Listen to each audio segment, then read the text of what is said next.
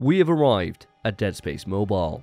When I set out to review all the Dead Space games, I didn't even know this existed, and when an audience member informed me of it, I didn't think to cover it.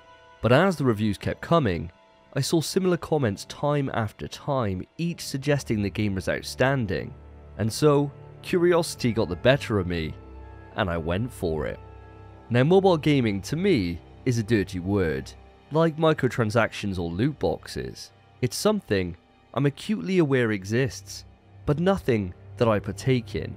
My last foray into this ecosystem was back in the wild heights of Flappy Bird back in 2013, and before that, it was Cut the Rope and Temple Run.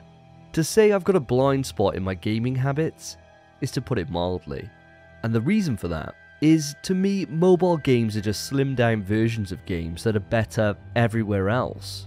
The mobile market relies on a race to the bottom pricing structure, resulting in games having to take the free-to-play model, littered with egregious monetization to stay afloat.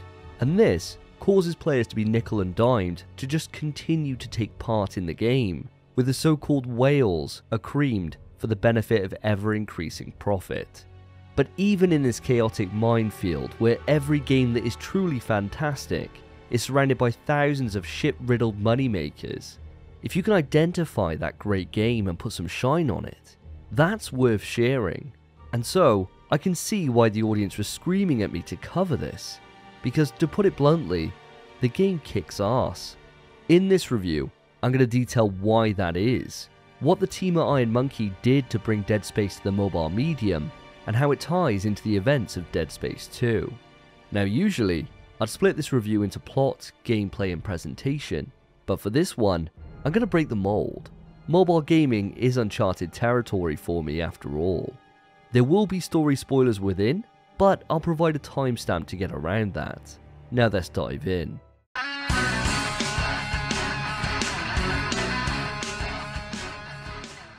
Dead Space Mobile was developed by IronMonkey Studios and published by EA, releasing on the 25th of January 2011 for iOS, namely the iPhone, iPad and iPod Touch. It was supposedly exclusive to these devices, but by August 18th, 2011, it was released for all Android devices, the Kindle Fire and BlackBerry Playbook tablet, meaning as long as you had a smart device, Dead Space could give it ya. And give it ya, it certainly did, as the critical reception was overwhelmingly positive, netting a Metacritic score of 88, and it went on to win the Best Mobile Game in 2011 at the Mephi Awards and iPad Game of the Year at the App Store Rewind. Now, I'm sad to say there's no legal way to get a hold of this anymore, as the game was pulled from all stores by 2016, mostly down to a lack of compatibility with newer devices. So, to play this, I found an APK online and installed it onto my Samsung S20 Plus. Now, I'll put a link to the site I found it on in the comments for anyone that wants to check it out following this review, but I better move this away from the history and onto the present day experience. Dead Space Mobile finds us in control of Vandal, aka Carrie Norton. Vandal is sent on a sabotage mission within the government sector of the Sprawl under the orders of the Church of Unitlology. As a new inductee to the church, Vandal doesn't suspect there's anything wrong, and why should she? This is the church after all. Nothing bad ever happened with religion. Now, I'm getting the word nonce.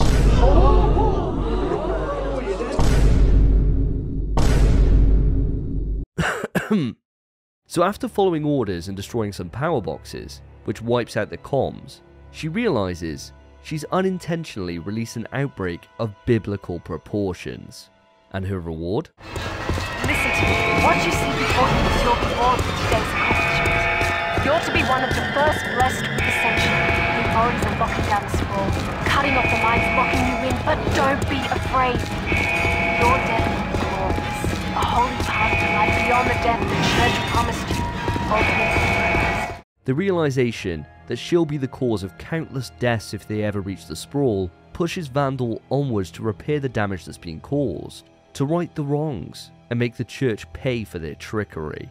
Guiding her across her mission to avert disaster is Tyler Radikoff, a fellow Unitologist that sticks to the comms, guiding Vandal throughout the game. Now I'll move this into spoilers, so skip ahead if you want to avoid them. Now if you've played Dead Space 2, you know that this mission to stop a necromorph outbreak didn't quite go to plan. And the reason for this is Vandal is gullible as fuck. The old adage, fool me once, shame on you, fool me twice, shame on me, has never been so prevalent. It's like that guard in a Key and Peele sketch. You gotta let me out of here. Oh, okay.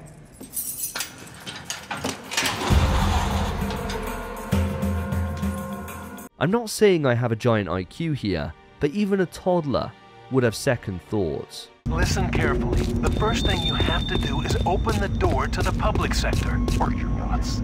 That door's the only thing keeping the monster on this side of the Sprawl. Not if the seal's broken, it's not. Listen to me.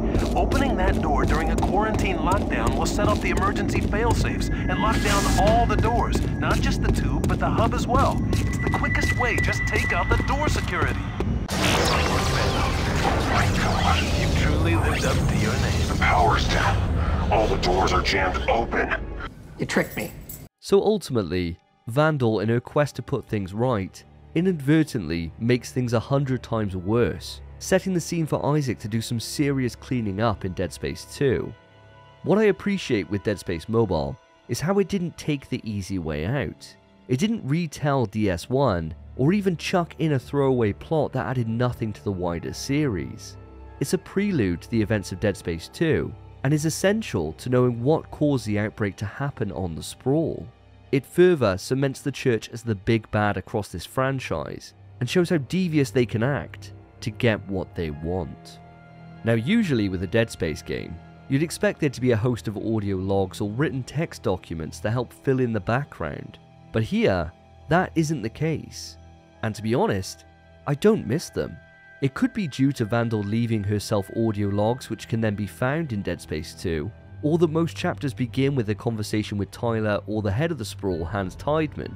With each chapter being 30 or so minutes to complete, they move at such a pace that the lack of additional information didn't create the feeling that anything had been lost. You know the main bulk of the story lifting is going to take place in Dead Space 2, so anything further here would have been redundant. What we experience here in the run-up to DS2 does everything it needs to do, and that's more than enough for a mobile tie-in. So with the plot getting a resounding tick, the big question is gameplay. Does the move from traditional controller to touchscreen affect the experience? Did they manage to capture the same mechanics that make a Dead Space game a Dead Space game? Well, let's take a look. Dead Space relies on item conservation and underpins it with an in-game economy. This returns, with the only difference being Vandal has auto-recovering health. You still need to find ammo which is hidden in the environment and drop from enemies upon death, giving you incentive to take on the threats that approach from all sides. Credits are used to purchase ammo, suit upgrades, guns and nodes, and so by managing your resources, you can sell your additional stock to make you more efficient at wiping out those troublesome necromorphs. The classic arsenal of the first entry returns, alongside their ability to switch to alternate firing modes to adapt to the threats in your way. Stasis, Kinesis, and even zero-G traversal are all here, and it's in the use of its touchscreen controls that make all of these staples still feel as effective as they always have been. To switch to alternate fire, you tilt the screen. To use stasis, you touch the stasis gauge on Vandal's shoulder. Kinesis, you touch the icon on the screen. To pull up the gun, you touch the right side of your screen and then fire by pressing again. The diegetic design which Dead Space has always relied on is taken to the next level in this entry, as that design is fully interactable as a control scheme. It works intuitively and took no time at all to acclimatize.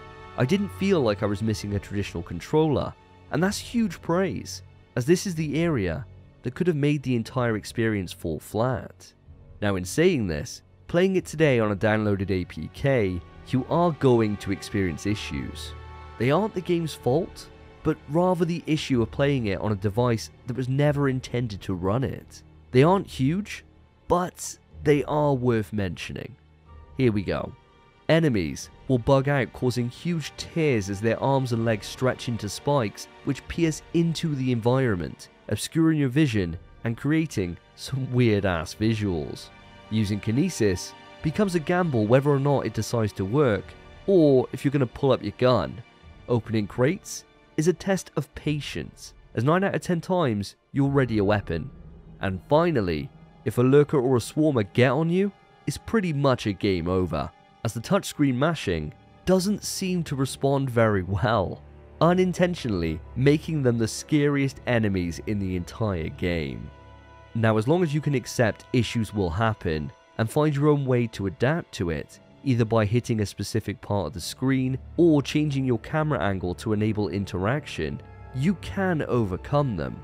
Now, in doing research online, I'm not seeing any issues from people who played it contemporary to its release, and I'm sure if I played this on an iPhone 4, it would be fine. So I'm not going to hold it against the game in 2023, but I did want to make you all aware before you choose to dive in for yourself. Now, when it comes to its presentation, the game actually doesn't have anything in common with its tie-in title Dead Space 2. It's actually more reminiscent of your time aboard the Ishimura. The chapters begin and end with boarding a tram. The upgrade bench, store and breakable crates are taken directly from Dead Space 1, and even the design on Vandal's armor is more in keeping with an engineer rather than the Space Marine armor Isaac dons in DS2. The environments themselves are cramped corridors with the color palette design and lighting imitating that of the Ishimura rather than the open areas of the Sprawl found in Dead Space 2. The reason for this is bound to be the limited power available on mobile devices at this time, and it's also the reason why enemies come in waves rather than big crowds. You'll often encounter 4 necromorphs at a maximum, with the wave repeating 5 or so times rather than face them all in one go. It helps with performance, and ultimately, it's the best solution they could do given the platform the game is designed for. Now, with this experience essentially boiling down to fighting waves of necromorphs in one corridor to the next, moving from lockdown to lockdown with little exploration and no collectibles, it could be boring as piss, but due to the chapters being short, it benefits from being a pick up and play game, where you don't want or need to spend long periods of time in each session. I played and captured all this gameplay on my train ride to and from work. I banged on some headphones, pulled the phone up, and started my day the best way I could, by shooting off the limbs of necromorphs. And that's exactly what it was designed for, to give you that Dead Space experience on the go. And nowhere is this more true than the atmosphere. The corridors may be all you see, but that doesn't mean they lack character or scares. Far from it. Due to the marker's influence, Vandal experiences hallucinations across the game. They start off small, but soon turn into entire sequences where you don't know if you're fighting enemies or wrestling with your own sanity. The sound design, visuals and scene setting coalesce to form an experience where you never really know if what you're seeing is reality or if you're about to walk into an ambush. You can feel Vandal losing her mind to a much greater extent than Isaac did in DS1. IronMonkey Studios had a lot of fun with this across the game, creating some incredibly memorable sequences which always brought a smile to my face. One moment the room is empty, the next is littered with bodies. One minute you're seeing a reflection of yourself, before this morphs into a QTE against a necromorph. It keeps you on the edge of your seat, and stops the experience becoming stale. In looking back, I must have looked like a goddamn psycho. I'm on a train with a Joker-esque grin staring at my phone, mashing on the screen like a toddler who just discovered YouTube Kids. But I couldn't care less. Every time I booted the game, I was drawn into this world, into its simple yet effective plot, and it all comes down to nailing what it set out to do, to bring Dead Space to the mobile phone and retain the brand's identity. That's what IronMonkey did here, and that's why this game succeeds. It knows what it is, leans into it, and still manages to surprise the player with memorable sequences and tight controls. If you haven't played Dead Space Mobile and you're a fan of the series, I'd encourage you to download it. You won't regret it. And that's it for this review.